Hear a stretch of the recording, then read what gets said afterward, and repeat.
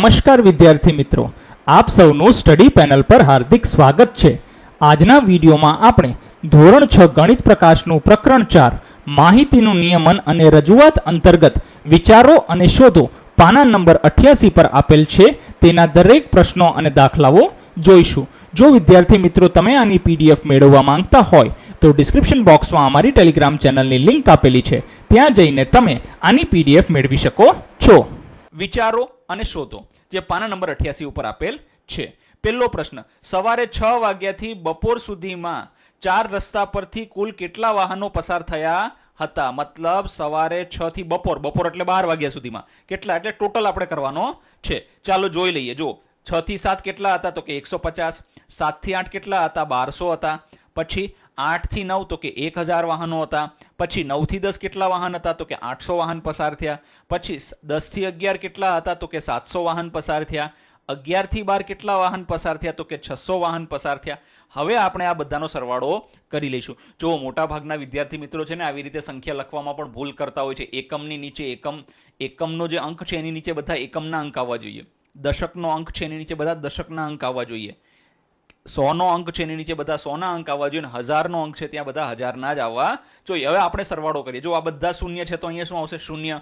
હવે અહીંયા 1 5 છે, બાકી બધા શૂન્ય છે તો શું આવશે? 5। હવે આનો સરવાળો કરીએ। શું કરીએ તો કે જો 1 + 2 એટલે 3, 3 + 8 એટલે 11, પછી 11 અને 7 કેટલા થયા તો કે 18, 18 ને 6 કેટલા થયા તો કે 24, તો અહીંયા લખીશું 4 અને વધી પડશે 2। હવે 2 + 1 એટલે 3, 3 + 1 એટલે 4, તો આપણે અહીંયા લખીશું 4450 વાહનો કહેવાય કે સવારના 6 વાગ્યાથી લઈને બપોર સુધીમાં 4 રસ્તે પસાર થયા હતા। તો આપણો જવાબ આવશે 4450। તો આપણે અહીંયા લખી દઈએ સવારે 6 વાગ્યાથી બપોર સુધીમાં 4 રસ્તા પરથી 4450 વાહનો પસાર થયા હતા।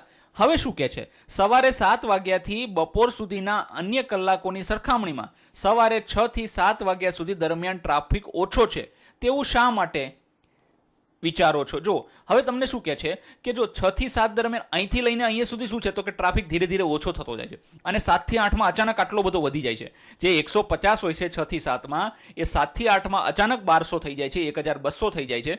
તો એમ કહે છે કે આ દરમિયાન મતલબ સવારે 6 થી 7 દરમિયાન ટ્રાફિક કેમ આટલો ઓછો છે એનું આપણને કારણ પૂછવામાં આવેલું છે। ચાલો જો સવારના 6 થી 7 વાગ્યા દરમિયાન ટ્રાફિક ખૂબ જ ઓછો હોય છે, કારણ કે વહેલી સવારનો સમય છે, ઓફિસે જનારા લોકો પણ બહુ ઓછા હોય છે। જો મોટાભાગના લોકો 7 કે 8 વાગ્યા પછી પોતાની ઓફિસે જતા હોય છે, અથવા તો 7 વાગે જતા હોય છે। શાળાના જે તમે કહી શકો કે જે બસ છે, મોટા મોટા શહેરોની આપણે વાત કરીએ તો જે સ્કૂલ બસ છે, એ સ્કૂલ બસ પણ શું કરતી હોય છે તો કે 7 થી 8 વચ્ચેના સમયગાળામાં સૌથી વધારે ફરતી હોય છે। તો એમ કહેવાય કે ઓફિસ જનારા લોકો અથવા તો શાળાએ જનારા બાળકો એની સંખ્યા શું હોય છે? 6 થી 7માં ઓછી હોય છે, લગભગ 7 વાગ્યા પછી બધા જતા હોય છે, એટલે એ દરમિયાન આપણને ટ્રાફિક શું દેખાય છે તો કે ખૂબ જ ઓછો દેખાય છે। પછી 3, તમને લાગે છે કે સવારે 7 થી 8 વાગ્યા દરમિયાન ટ્રાફિક સૌથી વધુ હતો? તમને કેમ લાગે છે કે સવારે 7 થી 8 વાગ્યા દરમિયાન ટ્રાફિક સૌથી વધુ હતો? ભાઈ કેમ લાગે છે એટલે જો પહેલી વસ્તુ તો શું છે કે આપણે કહેવાય કે લંબા લેખમાં જ આપેલો છે। બીજું, એ સમય દરમિયાન શું હોય છે તો કે એ સમય દરમિયાન શું હોય છે? શાળા કોલેજના વિદ્યાર્થીઓ અને વહેલી શિફ્ટવાળા, મતલબ જે સવારે વહેલા નોકરીએ જતા હોય એ લોકો, કર્મચારીઓ ઘરેથી નીકળે છે, એટલે પીક અવર એટલે એમ કહેવાય કે એ સમય દરમિયાન બધાને જવું હોય છે ઓફિસે। આ સમયે school bus, van, auto rickshaw, વાલીઓ પોતાના બાળકોને મૂકવા નીકળતા હોય છે। જો શાળાએ મૂકવા માટે વાલીઓ પણ નીકળતા હોય છે, એના લીધે ટ્રાફિક શું થાય છે? ખૂબ જ વધી જાય છે। પછી કહે છે 4, તમને કેમ લાગે છે કે સવારે 8 વાગ્યા પછી બપોર સુધી દરેક કલાકે ટ્રાફિક ઓછો થતો ગયો? જો હવે શું કહે છે? આ 7 થી 8માં સૌથી વધારે ટ્રાફિક હતો, પછી 8 થી 9માં એનાથી ઓછો થઈ ગયો, 9 થી 10માં એનાથી ઓછો થઈ ગયો, 11 થી 12માં એનાથી ઓછો, 10 થી 11માં એનાથી ઓછો થઈ ગયો, 11 થી 12માં તો સાવ ઓછો થઈ ગયો, 600 જ થઈ ગયો। તો આવું કેમ થાય છે એમ પૂછે છે।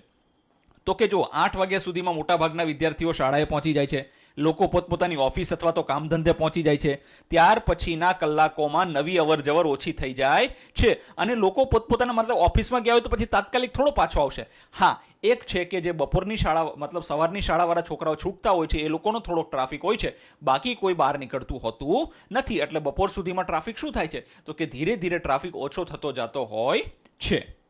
ધન્યવાદ વિદ્યાર્થી મિત્રો. જો તમારે આ સોલ્યુશનની PDF જોતી હોય તો અમારી ટેલિગ્રામ ચેનલની લિંક તમને ડિસ્ક્રિપ્શન બોક્સમાં આપેલી છે, ત્યાંથી તમે આની PDF મેળવી શકો છો. ધન્યવાદ.